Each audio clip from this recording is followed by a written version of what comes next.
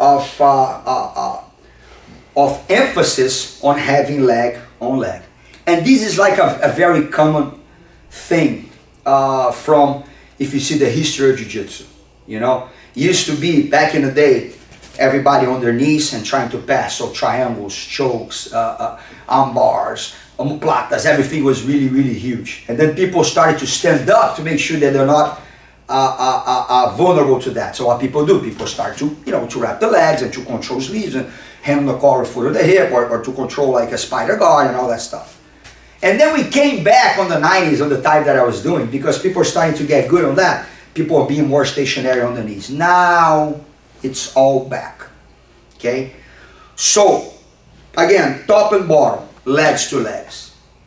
If you don't want to fall prey for that, you should always use the principles that I like to use in everything that I do in jiu-jitsu. Okay? Which is the 3 stages. First stage of anticipation.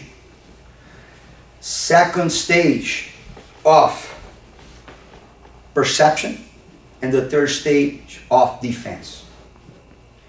You should never try to get on the last point on defense, because everything gets harder. You're already one step behind. So anticipation is always the best thing. You don't let the situation not even remotely happen. And that's why I think that for guard passing, for a more old school approach, for a more like a more intelligent approach, it's more appropriate for you to not engage with legs to legs. So for example, a very common detail. Go down, Lucas, please.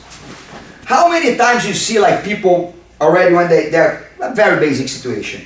Like for example, classical Lucas, he start to throw their legs and like this and waiting for people to go to his guard. Okay? What do you see most of people doing? You see most people doing this. Boom. I'm already putting leg to leg. They stagger, and they try to do their things here. Why? Because the knee slide is huge, the step out is huge, and people are used to do this game all the time. So they engage legs first, then the rest of the body. Grips, the upper body, everything. What if I hide this?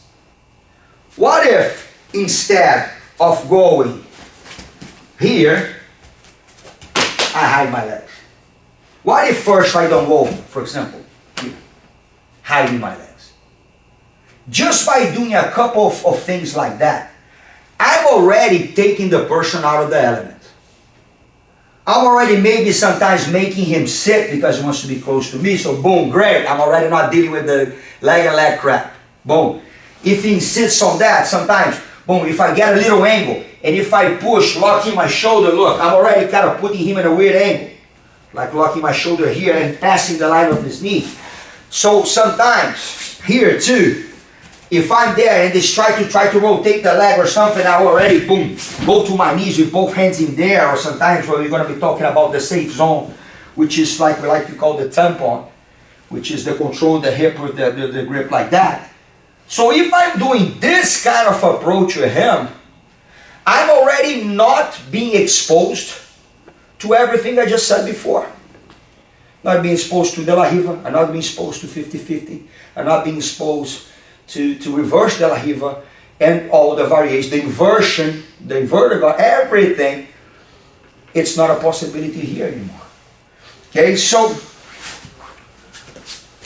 every time I want engagement first with my hands, the first thing to do in touch with him is to hide your leg and start everything with my hands in a bunch of different ways. This is just more conceptual thing that I'm talking right now.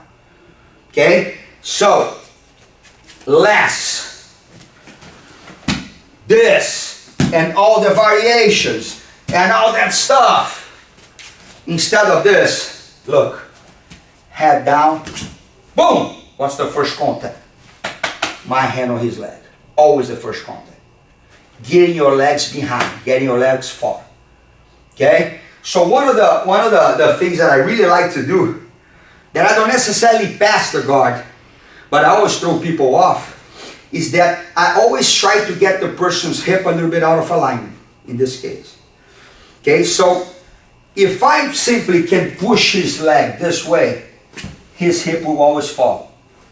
Of course, not that easy to do that. But if I can actually get in an angle, holding inside of his knee, and frame my arm like a bar, it's going to be one hip switch followed by another hip switch. So this is like, it's surprisingly how it works a lot of people, because people don't expect that too much. It's a very easy thing. So I get like this, playing around, getting an angle, boom, waiting. All of a sudden, look, angle, boom, and I grab. But once I grab, look, it's very important to not be like this. Lock the shoulder, move the leg there, look. And I pin the leg down, look. It's a very easy thing. He can push me, he can do whatever. But now, guys, I'm already here, putting his hip in a different angle. If I switch my hip to the inside, look, he's already in trouble. Every guard pass is based on what? Passing the line of the hip.